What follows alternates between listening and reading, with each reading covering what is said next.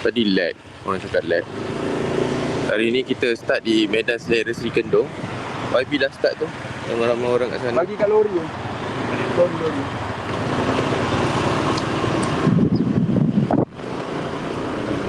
Hari ni dah okey, lag selalu mana.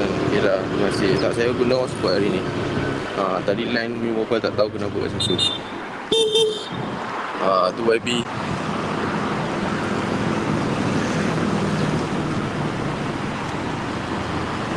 Hari ni kita bergerak daripada Medan Selera Seri Kendong. Hari ni kita start daripada Medan Selera Seri Kendong dan akan berakhir untuk sesi pagi ni di Restoran Anjung Hawa Selera di Melaka, di Alor Gajah. Sekarang ni traffic light ni kita dah dekat border ni dah ni, Negeri Sembilan dengan Melaka.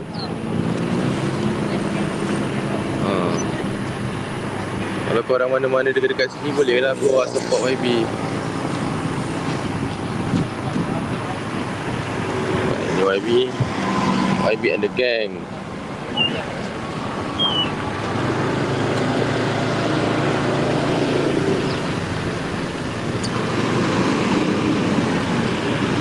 Mana-mana yang boleh tolong message atau komen dekat ruangan komen ni, boleh bagi tahu yang hari ni kita akan berhenti, kita tukar tempat berhenti kita, iaitu kita akan berhenti di Restoran Anjung Hawa Selera.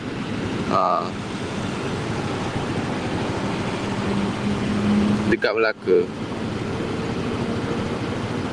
Alor Gajah, betul, dekat Alor Gajah.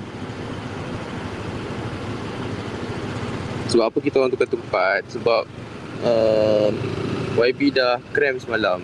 Cram yang sangat teruk, bukan cram yang biasa.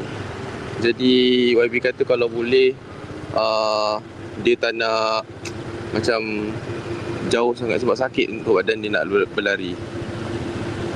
Tapi dia still nak teruskan juga sampai ke Muar sebab dia kata ini perjuangan dia kan, untuk orang Muar.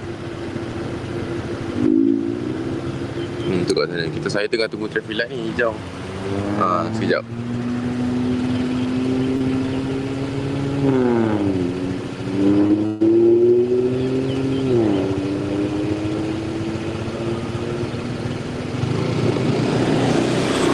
Stop hari ni tukar di Restoran Anjung Hawa di Alor Gajah.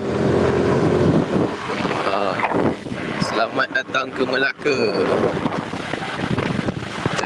Kita masuk Melaka.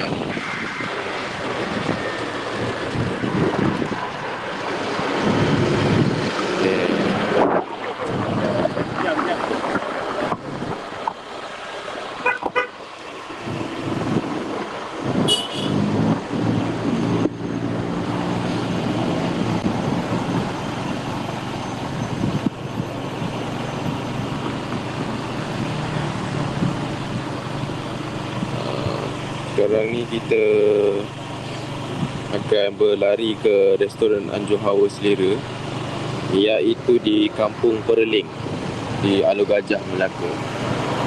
Kita tadi start di Medan Selera Seri Kendong, betul-betul berhampiran dengan border antara Melaka dan Negeri Sembilan.